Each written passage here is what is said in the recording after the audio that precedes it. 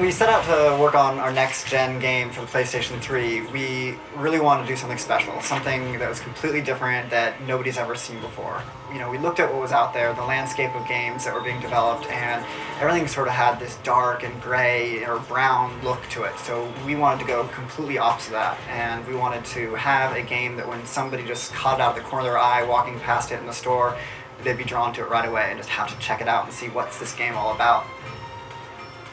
I think one of the key of Uncharted that's gonna really stand out is the fact that everything looks real, and the player is gonna be immersed completely into that game, because you can believe that you are in that jungle. You're gonna see plants moving. You're gonna see real-time lights like the sun and the refraction for the world, like all these things, all these details that you see every day. We were able to produce all of that.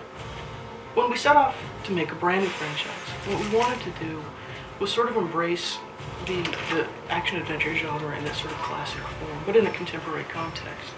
So we looked at a load of those matinee serials from the 30s, lots of chases, running around looking for treasure, unlikely allegiances with a whole crazy cast of characters, lots of narrow escapes and risky situations. So we took all of this stuff and then started to look at how we might be able to reinvent it for the 21st century. With the look of Uncharted, we wanted it to stand out from all the other games that are being developed of the next generation consoles. We wanted it to have this lush, organic feel. We didn't want to have the same gritty and dark corridors that so many of these games have you running around shooting aliens and fighting monsters in. We wanted you to be in this lush, tropical jungle that really immersed you and made you feel like you could feel the moisture in the air. It's a stylized reality, and there's a little bit of vividness in the colors that we're choosing, and everything's got this sort of larger-than-life quality. Naughty Dog has a legacy to try and put its mark in the art world and in games. So shapes and color both have a lot to do with the readability of an environment, leading the player into an environment, and how you're supposed to feel inside of that environment. So with the power of the PlayStation 3, we really felt like we could create environments that were believable and authentic. So we did a lot of research and tons of photo reference, but we also tried to put a twist on it and give it our own style. So our concept artists would take these photos and embellish them and really set the direction for the overall look of Uncharted. We invested a lot of time in our rendering engine to make sure that the differences in texture between a glossy palm frond and the rough surface of some stone would really be a good, clear read for the player and just lend all of this believability to the environment. We always try to put some things that's in a game that never been done before. Water was one of them, and we are really happy because it adds a lot to the realism of jungle. Whether it's ocean, whether it's a river, a stream, a puddle, a waterfall, we really wanted to make sure that water was everywhere and that we were going to try to display it in a way that was never possible before on a previous generation of hardware.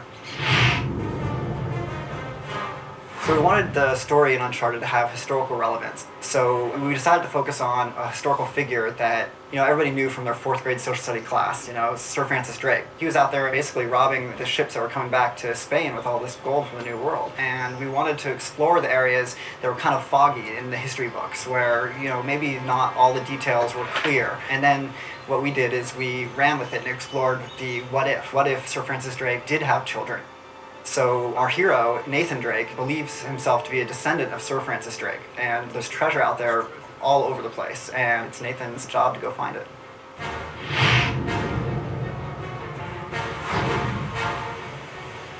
So the gameplay in Uncharted is unique. We really wanted to bring together elements that were in other games, but combine them in a way that you've never seen in a single game before. So we have 3 pillars of gameplay. We have our traversal or platform mechanics that we've explored heavily in our past games in Crash Bandicoot and Jak and Daxter. But we wanted to combine that with some really fast action, over-the-top gunplay, and then mix it in with the hand-to-hand melee combat as well. A combination of mechanics and interactions that you really haven't seen put together in the same way ever before. My main focus on making Uncharted was gameplay. Was how does the game feel? How does the game interact with the player? How does the world interact with the player? How enjoyable is the game? What's the fun factor on the game? And if it isn't fun, we try again. We come up with something new and and do it again. We iterated hundreds of times on almost every major mechanic in the game. Our first several attempts at Drake looked fantastic, just like the final product, but they didn't feel good. It has to feel like a Naughty Dog game. It has to be on a dime, responsive. It requires just a lot of back and forth between a programmer and an animator. Making games is not a science, and we don't have a magic formula. We just put in the hard work to make something good, and we just keep trying things until we find something that works.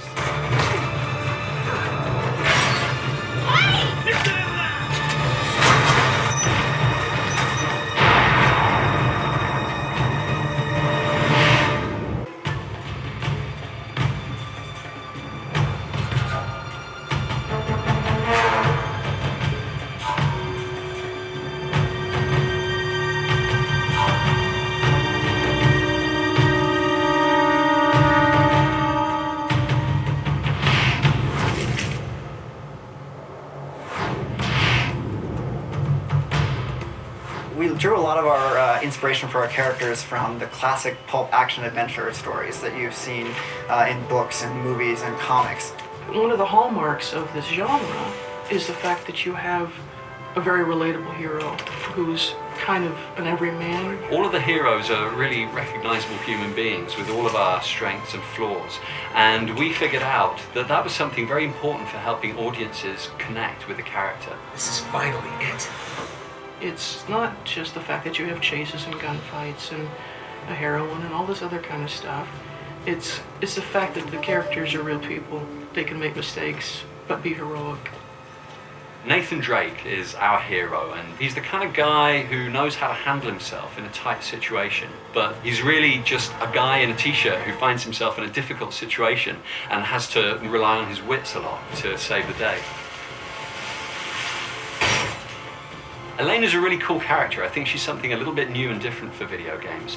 She's a bright, self-sufficient young woman. She's very curious. She has this strong intellectual drive, has a kind of unconventional beauty. And there's this immediate chemistry between her and Nathan that really helps drive the story forward. What's going on? Pirates. Pirates. Then there's the character of Victor Sullivan. He's kind of that guy's guy adventurer. He's the consummate con man in a world of con men. There's nothing here, Nate. Let's just keep that between us.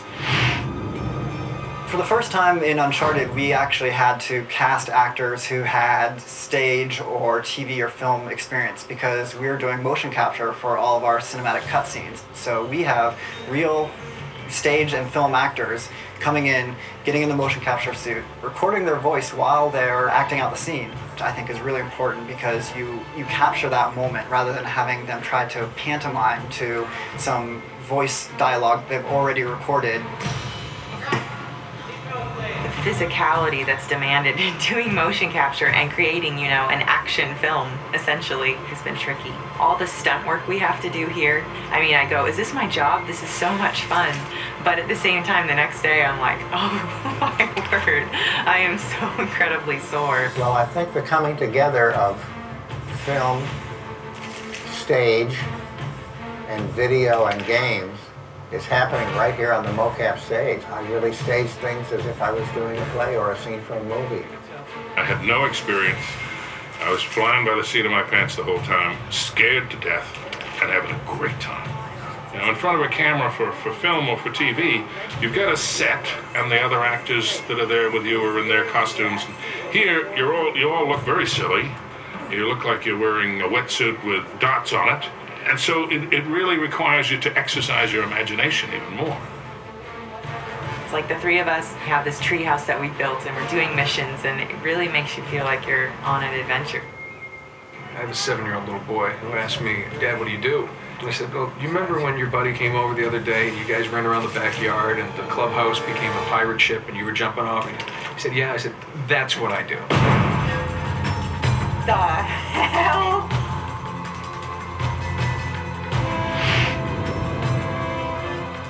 This is not a period historical adventure, it's a contemporary adventure. And so if we went with completely a classic approach to music, kind of big orchestra, big traditional instruments used in traditional ways, to me that would have felt out of sync. Working in the action-adventure genre musically, you can frequently find yourself falling into a lot of cliche sort of action-adventure things musically. So we've tried really hard throughout the project to do things that people have never heard before. So the composer that we sought out actually is a guy named Greg Edmondson. Really great guy, really talented, and he's the guy that did all of the music for the television series Firefly. The way he was able to take unexpected instruments and use them to sort of support the story and this adventure, I thought, well, here's a guy I think who could get what we're after. Because you were on this island and you did not know where you were, and you were searching for something primitive, they thought this would be fun to use unusual instruments that don't get used a lot, and to use things that we do here, but not to use them in a normal way.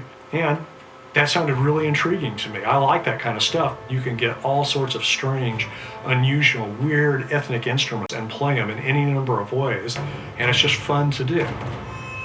He left a lot of room in the music, and he infused a lot of rhythmic excitement into the music so that it's both engaging melodically and texturally, but it's also very malleable for us in post. We can shape it to the world and let the world breathe and let the sounds of the jungle come through.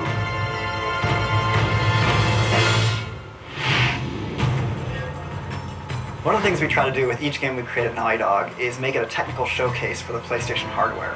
So we've got a team of the best engineers in the industry working on this game, and I think we're really going to set the bar for PlayStation 3. We wanted this game to be fun with a ton of different interactions, a ton of different mechanics, but at the same time, we wanted a really good story, to have Drake be a real guy, a character, somebody that I can play, that I can interact with.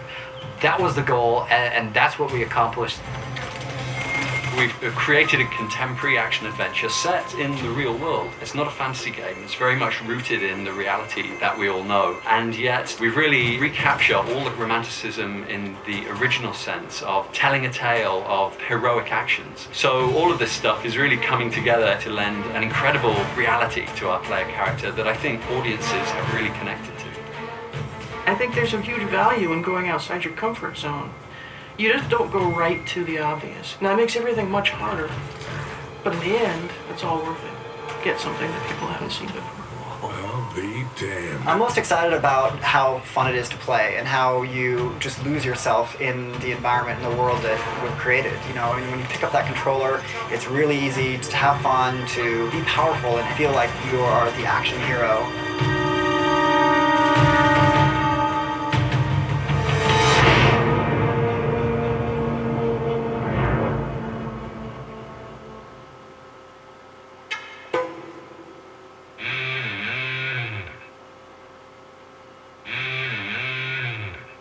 Bonjour, bienvenue à Naughty Dog. Allô, Salut, willkommen to Naughty Dog. Shalom. Konnichiwa. Hola, bienvenidos a Naughty Dog. Salam. 欢迎来到 Naughty Dog. Це є, що ми робимо. Assiste was wir machen. Halleluja. Enjoying Colormas. Voici ce qu'on fait ici. והנה זה מה שאנחנו עושים פה. On va aller dans ce qu'on va voir tout ce qu'on fait ici. Our philosophy at Naughty Dog is to make the best games possible, and then for our own personal satisfaction, make sure that we have fun while we're doing it. We are very ambitious in a good way, the way that we want to make the games that's gonna show off our passion and our talent. The basic philosophy is pretty much just to invest every bit of yourself into the products we make. We are a group of very talented people. I think we probably are the best people in the industry. Lots of freedom, lots of responsibilities, a lot of tape, duct tape. It's a lot of fun. I mean, I get paid to make video games. Elmer's glue, it's pretty good. The guys have really fought to keep that sort of garage developer mentality. Blood, sweat, tears, a lot of heart. Gonzo, kick-ass game making. It's organized chaos. It amazes me every single time I see it. Since Naughty Dog's inception, we've always wanted to have that Naughty Dog signature. So everything we do, we bring that artistic flair to it. Attention to detail and to the story. A wish to make the absolute best experience for the player. We count on each other to push each other further than we thought we could go. Whatever an individual cannot solve alone, we can always come up with something together. The artists contribute to the game design. The game designers are, you know, working on the art direction, the look. We argue a lot and we fight all the time, and because a lot of this stuff is subjective, and But I think at the end of the day, all that argument is really putting all the ideas on the table, and the best idea rises to the top. What we're driven by is like making the best game possible. A piece of art that we want to be proud of. A game that we want to play. It's not ego or anything like that. It's just all about the game. That's the key of the success. Trying to get the damn game to work. I'm in deep shit. Can I see my family now? Naughty Dog actually started off back in the 80s when Jason Rubin and Andy Gavin called the company Jam Software for Jason and Andy Magic. Well, we got on the big stage back in 1996 with the release of Crash Bandicoot on the PlayStation 1. And then when we moved on to PlayStation 2, we developed the Jak and Daxter franchise. Now here we are on the PlayStation 3, launching our brand new franchise, Uncharted, Drake's Fortune. We've grown to, almost 90 people now, so the company's getting pretty large, but we're really trying to maintain that smaller company feel and just keep things fun and relaxed around the office. For me, Naughty Dog is my second family. Guys here, family, close. We do a lot of long hours, but we have fun. Casual Friday all the time. The humor is really open. It's a great work environment. We have yoga classes. It's very California. It's good for them to find resources and the strengths to work here. We have foosball, right? Reigning champion. And then we have ping pong. They're just a bunch of kids. Dodgeball. One time we went on a river rafting trip. Very often we'll just play the game ourselves and try to beat each other. I'm not so much of a game player. The last demo we had, 5 minutes and 37 seconds. Programmers know that they really have to foster a good relationship with the artist. I think the best one was the paintball game. It takes a team effort. Shooting people with paintballs is fun in general, especially when you're coworkers. Get a ticket. Call the call center. That's all I can do. There's two French people in the company. There's me and there's Boba. She's a French bulldog. Boba's a bitch. She's probably the most important French person in the company. She's the little princess. She's our dog here and the Naughty Dog. Little beast. It's always been a tradition to have a dog mascot. When Evan walks around with her, it's like Dr. Evil and his cat. She's my French bulldog. Coming in the morning, right? She's naughty. Sometimes you can smell it. You see what I mean? Sitting down, getting ready to work. She's always looking for food. Digging through trash cans. Boba is awesome, especially when she's in my trash can and spill everything on the floor. Nowhere else in the game industry, a company's president is walking around cleaning after the dog. One of the greatest feelings you can ever have in the game industry is shipping a game. When it finally goes Gold Master and you know that all that effort is paid off. For a long time you think, is this really a game? Do we have a game? And then this moment comes along and you play it one day and all of a sudden you realize, hey, this is actually a video game and it's fun. For me is when I see that people can really create and work and they have everything they need to do what they really want to do for the game. I have young nephews that always look forward to playing my games, and it's always something special to see them playing around Christmas and see their face light up, and you get to actually have a hand in making something that creative and that wonderful to play.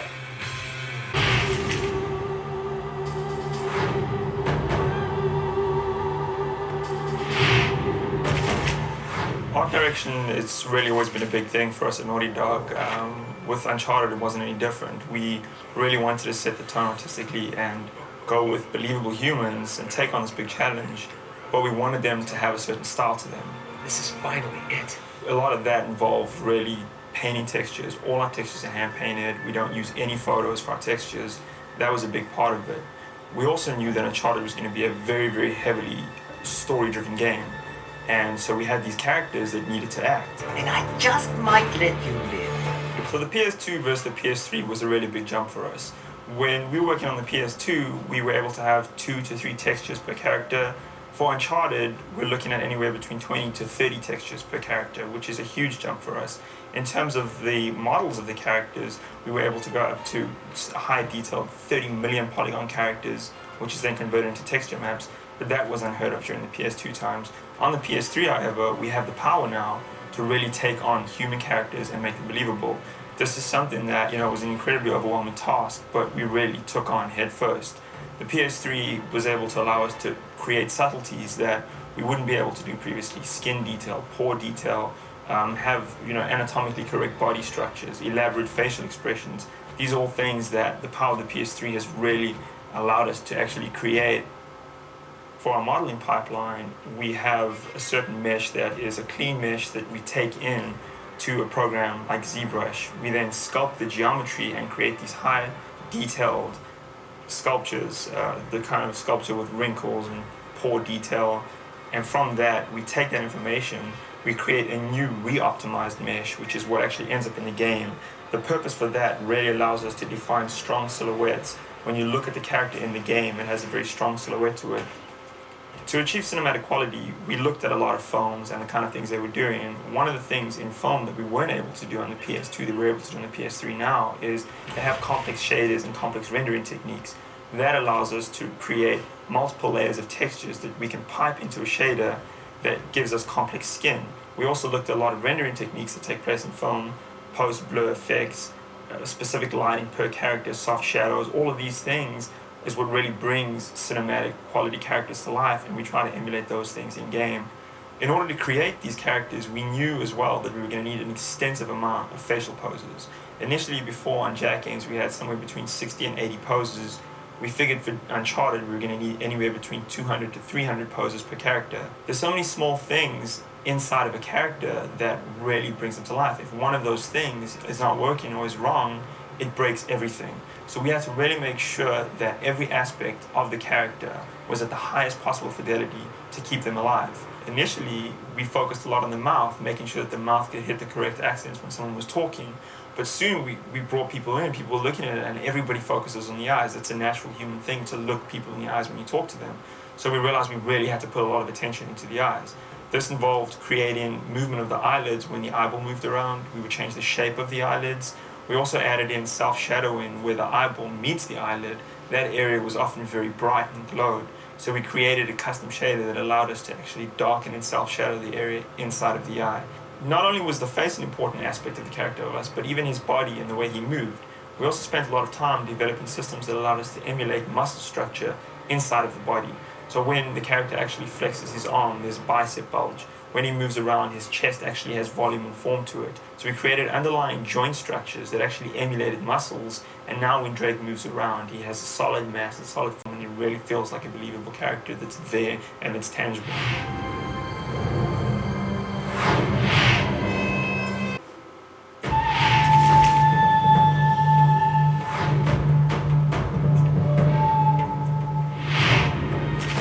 Here at Naughty Dog, animation has always been really important to us and has been heavily focused on.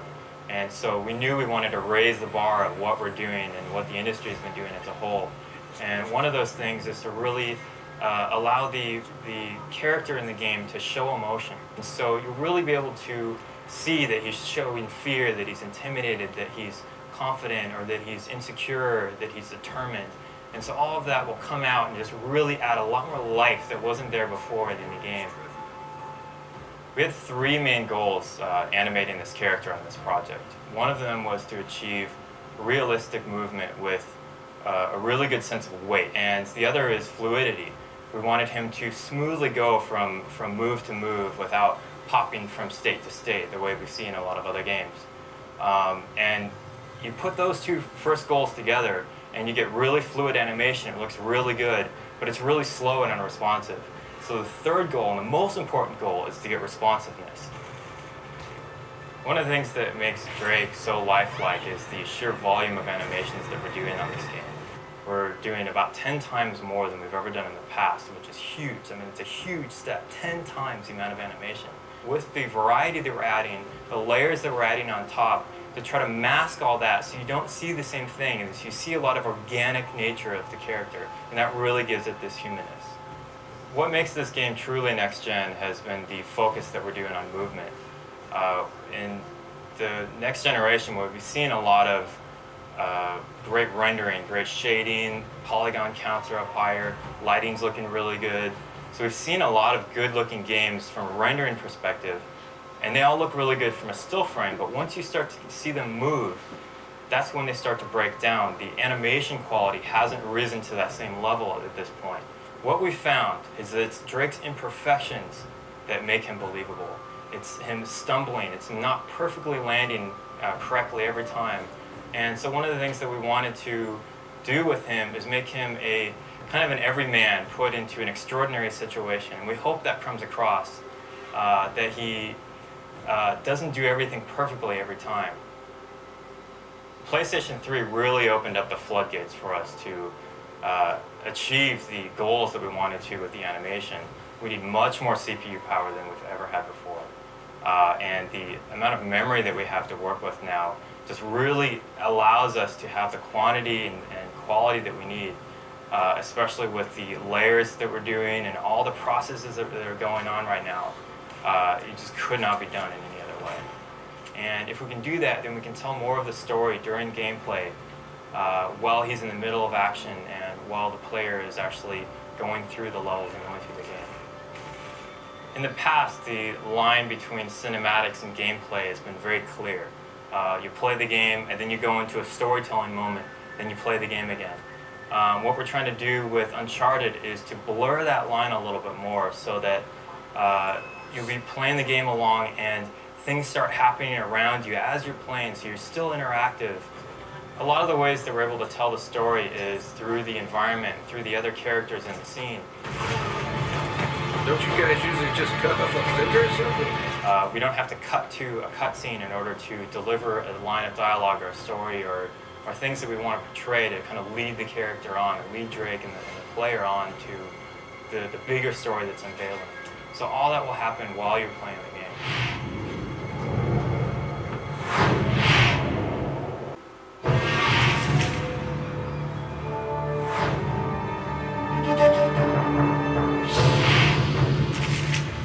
We had to get our heads around shaders and the whole concept of shaders, because last generation was polygons, and this generation on the PS3 it's more about surface details, which comes from shaders. So that's using any number of textures in conjunction to get a rendering effect on the surface of the polygon. So on the PS3 we had to take on a new concept of lighting. HDR lighting, the high dynamic range lighting, gave us the ability to really stretch the values, that scale of contrast, lights and darks in image space to a broader range. So that on the fly, as we're pulling and stretching these ranges and changing the apertures of the camera as we're moving in and out of dark areas to light areas, we're also trying to make it easy on the player's eye and make the screen still readable and playable. For that instant that you come out of the dark and you move into the light, we want that effect of like, oh, there's a lot of light out here, it's this bright sunny day, and we'll pull it back into the range. To do it on the fly and to control it in a way that's manageable and still it excites the visual aspects, but it doesn't interfere with the gameplay is very important to us in next-gen technology. PlayStation 3 is like, allowing us to do these amazing things runtime. We're hitting easily over 30 frames a second in some complex environments that have all this wind gusting around, and it can be this nice little breeze, and we can then push through an actual gust that like churns it up a little bit and then it settles back down.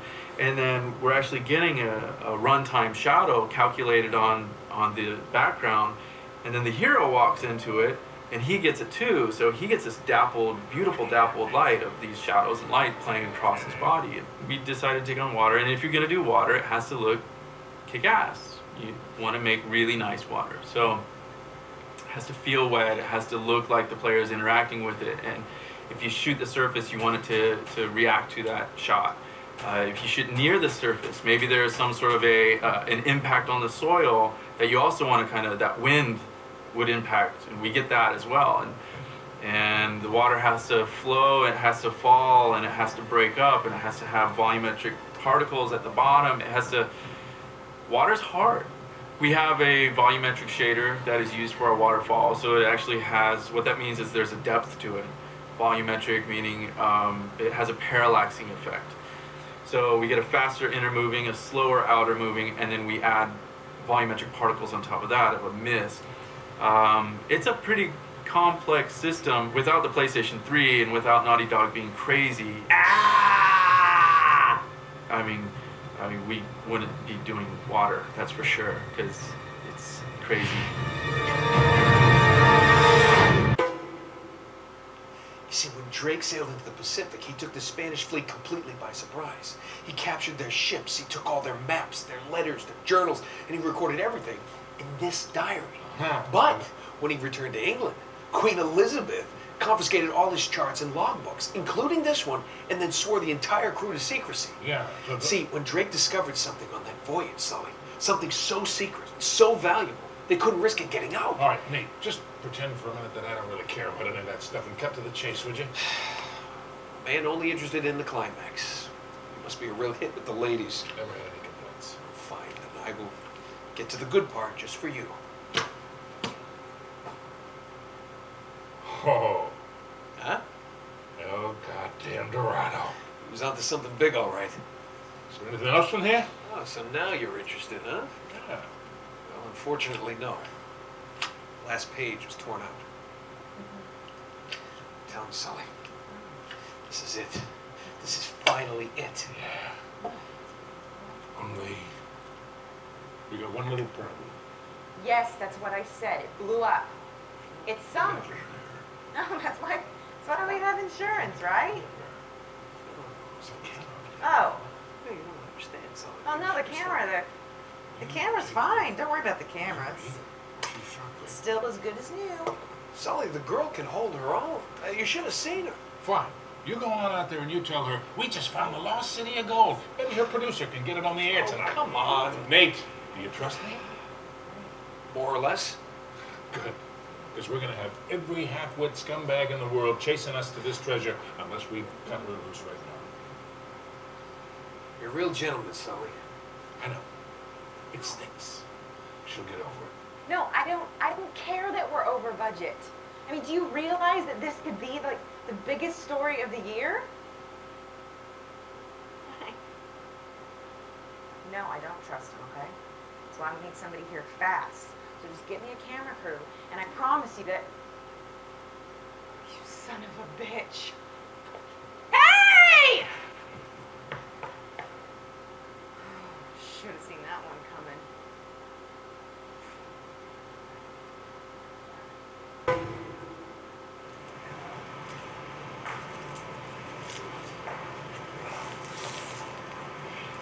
I know I'm not a big time treasure hunter like you, but I doubt you're gonna find the Ark of the Covenant in there.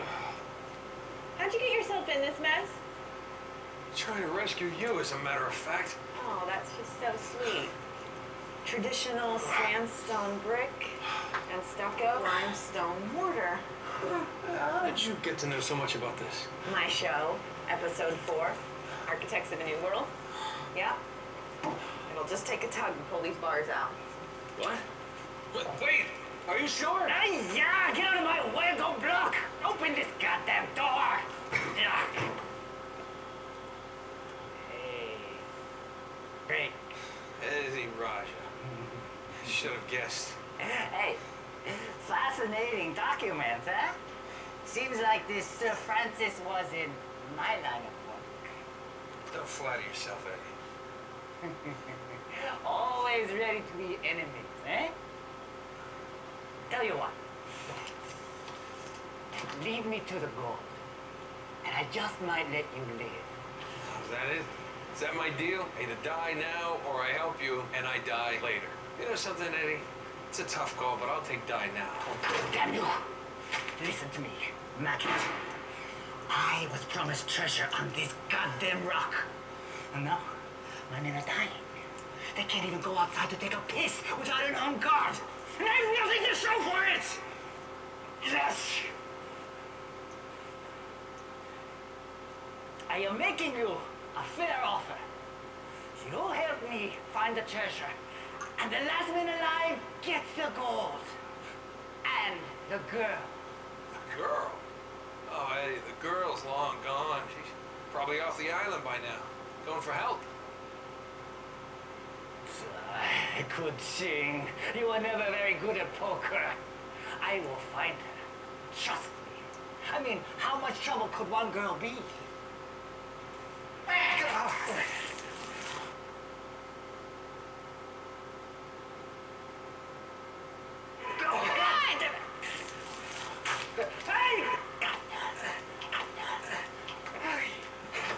Nice job. Hang on. After them! How does something like this happen? See those scorch marks? Uh-huh. Somebody packed this place with enough gunpowder to blow it wide open. Whew. Watch where you step.